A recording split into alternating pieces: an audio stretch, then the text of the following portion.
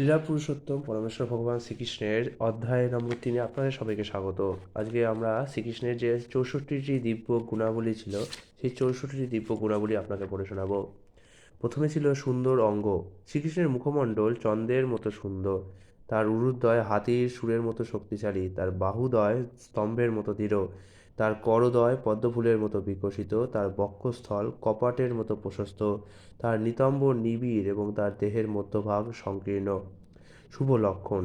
শরীরের বিভিন্ন অঙ্গে এমন কিছু লক্ষণ দেখা যায় যা অত্যন্ত মঙ্গলসূচক এবং পরমেশ্বর ভগবান শ্রীকৃষ্ণের শরীরে সেগুলি পূর্ণরূপে বর্তমান। শ্রীকৃষ্ণ ছিল রুচির। শ্রীকৃষ্ণের সৌন্দর্য স্বাভাবিকভাবে চক্ষুকে আকর্ষণ করে, তাই তাকে বলা হয় রুচির। শ্রীকৃষ্ণের মধ্যে জ্যোতির্ময়ের গুণ দেখা যেত। চিন্ময় জগতে ব্যক্ত জ্যোতি ভগবান শ্রীকৃষ্ণেরই অঙ্গদুতি। বলিয়ান। শ্রীকৃষ্ণ হচ্ছেন অসাধারণ শক্তিসম্পন্ন পুরুষ। নিত্য কিশোর। শ্রীকৃষ্ণ শৈশব, কৌমার, পৌগণ্ড, কৈশোর আদি সমস্ত বয়সেই অপূর্ব সৌন্দর্যমণ্ডিত বলে তিনি নিত্য কিশোর রূপে খ্যাত। অদ্ভুত ভাষাবিদ। শ্রী রূপ গোস্বামী বলেছেন যে মানুষের বিভিন্ন দেশের ভাষা, বিশেষ করে দেবভাষা, সংস্কৃত এবং অন্যান্য প্রকৃত ভাষা, এমনকি পশুদের ভাষাও জানেন। তাকে বলা হয় অদ্ভুত ভাষাবিদ। এই বর্ণনায় ইঙ্গিত পাওয়া যায় যে শ্রীকৃষ্ণ পশুদের ভাষাও বলতে পারেন এবং বুঝতে পারেন। সত্যবাক। যে পুরুষের বাক্য কখনো ব্যর্থ হয় না তাকে বলা হয় সত্যবাক। শ্রীকৃষ্ণের বাক্য কখনো ব্যর্থ হয় না, তাই তিনি সত্যবাক। প্রিয়ভাষী। যিনি তার শত্রুকে পর্যন্ত প্রিয় বাক্যের দ্বারা শান্ত করতে পারেন তাকে বলা হয় প্রিয়ভাষী। শ্রীকৃষ্ণ এত প্রিয়ভাষী ছিলেন যে তার শত্রু কালিওকে যমুনার জলে পরাভূত করবার পর তিনি তাকে বলেন, হে নাগরাজ, যদিও আমি তোমাকে অনেক কষ্ট দিয়েছি, দয়া করে তুমি আমার প্রতি অসন্তুষ্ট হয়েও না। বাবদুক। শ্রীকৃষ্ণ বিনয় সহকারে এবং সমস্ত সদ্গুণ সমন্বিত হয়ে অর্থবহ বাক্যালাপ করতে পারেন, তাই তাকে বলা হয় বাবদুক। সুপণ্ডিত। শ্রীকৃষ্ণ হচ্ছেন মহাসাগরের মতো এবং ব্রহ্মা ও অন্য সমস্ত মহান দেবতারা হচ্ছেন সেই সমুদ্রের জলকণা থেকে উদ্ভূত মেঘের মতো। অর্থাৎ মেঘ যেমন সমুদ্রে জল আহরণ করে, ঠিক সেইভাবে ব্রহ্মা প্রথমে বৈদিক জ্ঞান লাভের করেন শ্রীকৃষ্ণের কাছ থেকে। ব্রহ্মার দ্বারা প্রবর্তিত সেই বৈদিক জ্ঞান পুনরায় সান্দীপনী মুনিরূপী শৈলশিখরে সঞ্চিত হয়। সান্দীপনী মুনির শ্রীকৃষ্ণকে উপদেশ দেওয়া হচ্ছে বর্ষার জলের নদীরূপে প্রবাহিত হয়ে শ্রীকৃষ্ণরূপ মহাসাগরে পতিত হওয়ার মতো। অর্থাৎ সমুদ্র অন্য কিছু থেকে জল গ্রহণ করে না, তার নিজেরই জল নিজের কাছে ফিরে আসে। তেমনই শ্রীকৃষ্ণকে কেউই শিক্ষাদান করতে পারেন না, কারণ তিনি স্বয়ং সুপণ্ডিত। বুদ্ধিমান। তীক্ষ্ণ স্মৃতি ও বুদ্ধিসম্পন্ন মানুষকে বুদ্ধিমান বলা হয়। শ্রীকৃষ্ণের স্মৃতির তীক্ষ্ণতা সম্বন্ধে বলা হয়েছে যে অবন্তিপুরে শান্তিপনী মুনির আশ্রমে অধ্যয়ন করার সময় শ্রীকৃষ্ণ তার শ্রী গুরুদেবের কাছ থেকে একবার যা শুনতেন তৎক্ষণাৎ তিনি তার পূর্ণজ্ঞান লাভ করতেন। প্রতিভাশালী। শ্রীকৃষ্ণ নতুন নতুন যুক্তি দিয়ে তর্কে বিপক্ষকে পরাভূত করতে অত্যন্ত পারদর্শী, তাই তাকে বলা হয় প্রতিভাশালী। বিদগ্ধ। যিনি অতিশয় কুশলতার সঙ্গে কলা বিলাস করতে পারেন এবং সাজসজ্জা করতে পারেন তাকে বলা হয় বিদগ্ধ। এই বিশেষ গুণটি শ্রীকৃষ্ণের মধ্যে দেখা যায়। শ্রীমতী রাধারানী একসময় তার এক সখীকে বলেন, হে সখী, দেখো কৃষ্ণ কি সুন্দর সঙ্গীত রচনা করে, কি সুন্দরভাবে নাচে, সুন্দর সুন্দর কথা বলে এবং সুন্দর মাল্যভূষিত হয়ে বাঁশি বাজায়। সে এত সুন্দরভাবে সেজেছে যে মনে হচ্ছে যে যেন সমস্ত দাবা খেলোয়াড়দের পরাজিত করেছে। এইভাবে সর্বোচ্চ কলাবিলাস করে সে অদ্ভুতভাবে বিরাজ করছে। চতুর।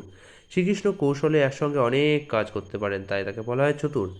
সুদক্ষ। কঠিন কার্যকেও শ্রীকৃষ্ণ সরলতার সঙ্গে অচিরেই সম্পাদন করেন, তাই তাকে বলা হয় সুদক্ষ। কৃতজ্ঞ।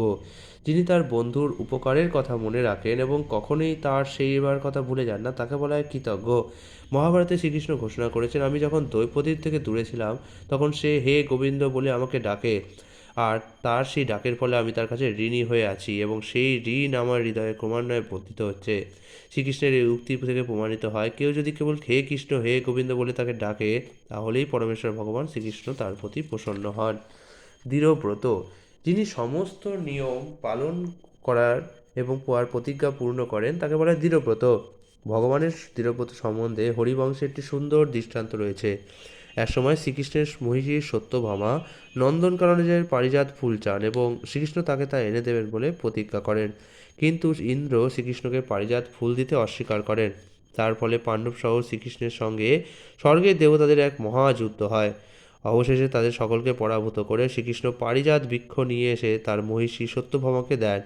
সেই সম্পর্কে শ্রীকৃষ্ণ নারদ মুনিকে বলেন, হে দেবর্ষী নারদ, তুমি ভক্ত ও অভক্ত নির্বিশেষে সকলের কাছে ঘোষণা করো যে দেবতা, গন্ধর্ব, নাগ, রাক্ষস, যক্ষ ও পণ্যকেরা আমাকে পরাস্ত করতে চেষ্টা করেছিল, কিন্তু আমার মহিষীর কাছে আমার প্রতিজ্ঞা ভঙ্গ করতে তারা সক্ষম হয়নি। দেশ কাল পাত্রের সুবিচারক। দেশ কাল ও পাত্র অনুসারে মানুষের সঙ্গে ব্যবহার করতে শ্রীকৃষ্ণ অত্যন্ত দক্ষ ছিলেন। কীভাবে তিনি দেশ ও কাল পাত্রের পূর্ণ সদ্ব্যবহার করতেন তা গোপিকাদের সঙ্গে রাসলীলা সম্বন্ধে উদ্ধবের সঙ্গে আলোচনায় বর্ণিত হয়েছে। তিনি বলেন, হে সখে, সর্বশ্রেষ্ঠ সময় হচ্ছে শারদীয়া পূর্ণিমার রাত্রি। এই ব্রহ্মাণ্ডের শ্রেষ্ঠ স্থান হচ্ছে বৃন্দাবন এবং সবচেয়ে সুন্দরী রমণী হচ্ছেন গোপিকারা। সুতরাং হে সখে উদ্ধব, আমার মনে হয় যে এই সমস্ত সুযোগের সদ্ব্যবহার করে আমার রাস নৃত্যে প্রবৃত্ত হওয়া উচিত। স্বাস্থ্যচক্ষু। শ্রীকৃষ্ণ স্বাস্থ্যের নির্দেশ অনুসারে সমস্ত কার্য করেন, তাই তাকে বলা হয় স্বাস্থ্যচক্ষু।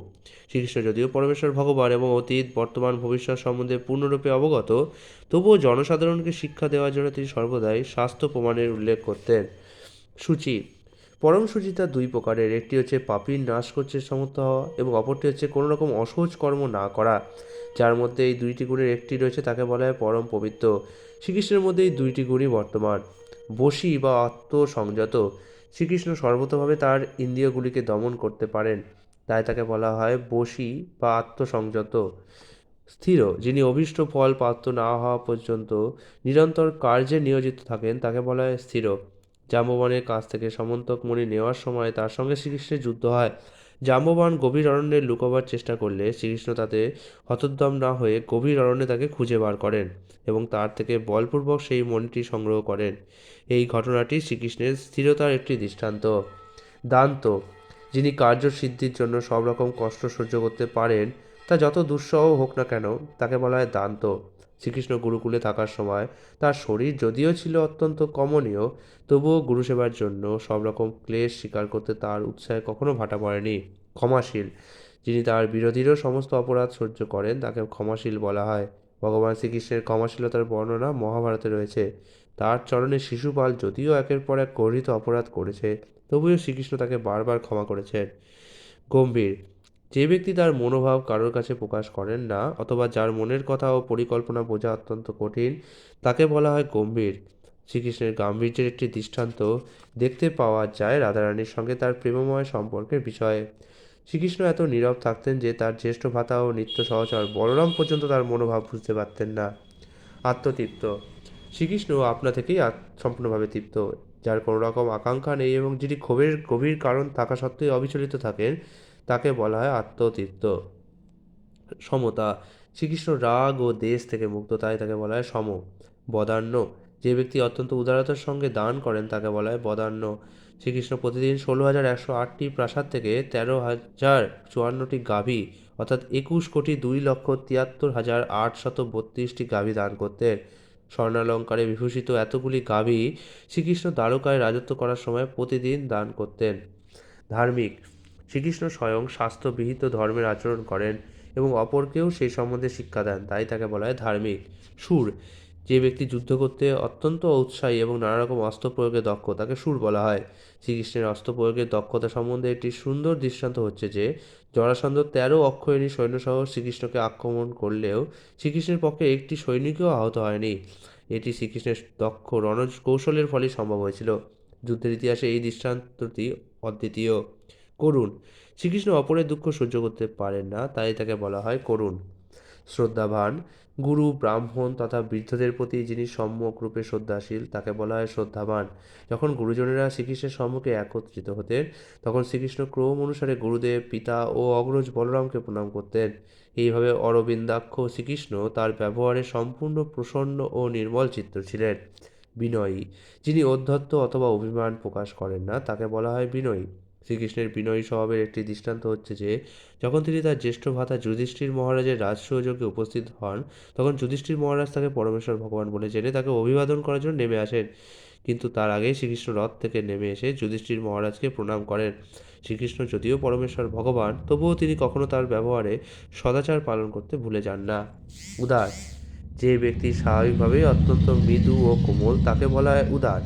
সমন্তক মণি হরণ প্রসঙ্গে উদ্ধবের একটি উক্তিতে প্রমাণিত হয় যে শ্রীকৃষ্ণ অত্যন্ত দয়াময় ও উদার। তিনি তার সেবকের গুরুতর অপরাধও গ্রাহ্য করেন না, তিনি কেবল তার ভক্তের সেবারই পূর্ণ গুরুত্ব দেন। লাজুক, শ্রীকৃষ্ণ কখনো কখনো নম্রতা ও সংকোচ প্রকাশ করেন, তাই তাকে বলা হয় লাজুক। শরণাগত পালক, শ্রীকৃষ্ণ সমস্ত শরণাগত জীবকে রক্ষাপূর্বক পালন করেন। সুখী, যে ব্যক্তি নিরন্তর প্রসন্ন এবং কোনো রকম দুঃখ যাকে স্পর্শ করতে পারে না তাকে বলা হয় সুখী। লেশমাত্র দুঃখও শ্রীকৃষ্ণকে স্পর্শ করতে পারে না। একসময় কয়েকজন গোপিকা যাজ্ঞিক ব্রাহ্মণদের পত্নীদের কাছে গিয়ে বলেছিলেন, হে ব্রাহ্মণ পত্নীগণ, তোমরা জেনে রাখো যে শ্রীকৃষ্ণকে দুঃখের লেশমাত্রও স্পর্শ করতে পারে না। কোনো কিছুর হানি, কোনো কিছুর গ্লানি, কোনো অপযশ, ভয়, উদ্বেগ অথবা উৎপাত তাকে স্পর্শ করতে পারে না। তিনি কেবল প্রজাঙ্গনাদের দ্বারা পরিবৃত হয়ে তাদের সঙ্গে রাস নৃত্য উপভোগ করেন। ভক্ত সুহৃদ, ভক্তিভরে কেউ যদি একটি তুলসীপত্র অথবা একটু জল শ্রীকৃষ্ণকে অর্পণ করেন তাহলে ভক্তবৎসল ভগবান তার কাছে নিজেকে বিক্রি করে দেন। প্রেমবর্ষ, শ্রীকৃষ্ণ তার ভক্তের প্রেম দ্বারা বশীভূত হন। শ্রীকৃষ্ণের প্রতি ভক্তের প্রেম ও তার স্নেহ তাকে বেঁধে রাখে। সুদামা বিপ্র ছিলেন শ্রীকৃষ্ণের শৈশবের সহপাঠী। দারিদ্র্য নিবারণের জন্য স্থির পরামর্শে তিনি শ্রীকৃষ্ণের কাছে আসেন কিছু সাহায্য প্রার্থনা করার জন্যে। সুদামা বিপ্র যখন শ্রীকৃষ্ণের প্রাসাদে আসেন তো শ্রীকৃষ্ণ তখন তাকে সাদরে অভ্যর্থনা করেন এবং মহিষীদের সঙ্গে ব্রাহ্মণের প্রতি যোগ্য সম্মান প্রদর্শনপূর্বক তিনি তার পাদ প্রক্ষালন করেন। সুদামার সঙ্গে শৈশবের দিনগুলির কথা স্মরণ করে শ্রীকৃষ্ণ তখন অশ্রুবর্ষণ করতে থাকেন। সর্বমঙ্গলময়, শ্রীকৃষ্ণ সর্বদাই সকলের মঙ্গল সাধন করেন, তাই তাকে বলা হয় সর্বমঙ্গলময়। প্রতাপী, শ্রীকৃষ্ণ শত্রুদের সংকটে ফেলতে পারেন, তাই তাকে বলা হয় প্রতাপী। শ্রীকৃষ্ণ যখন এই পৃথিবীতে বিরাজমান ছিলেন তখন সূর্যের প্রতাপে অন্ধকারের পর্বত কন্দরে আশ্রয় গ্রহণ করার মতো তার সমস্ত শত্রুরাও পালিয়ে গিয়েছিল এবং পেচকের মতো তার দৃষ্টির আড়াল নিয়ে আশ্রয় নিয়েছিল। কীর্তিমান, নির্মল চরিত্রের জন্য শ্রীকৃষ্ণ প্রসিদ্ধ, তাই তাকে বলা হয় কীর্তিমান। জনপ্রিয়, শ্রীকৃষ্ণ সকলের প্রতি প্রীতিভাজন, তাই তাকে বলা হয় জনপ্রিয়। ইতিমধ্যে ভিডিওটি অত্যন্ত দীর্ঘ হয়ে গিয়েছে এবং আরও অনেক যেহেতু শ্রীকৃষ্ণের বিভূতি আছে, তাই আগামীকাল আমি চতুর্থ অধ্যায়ে এটি সম্পূর্ণ করার চেষ্টা করব।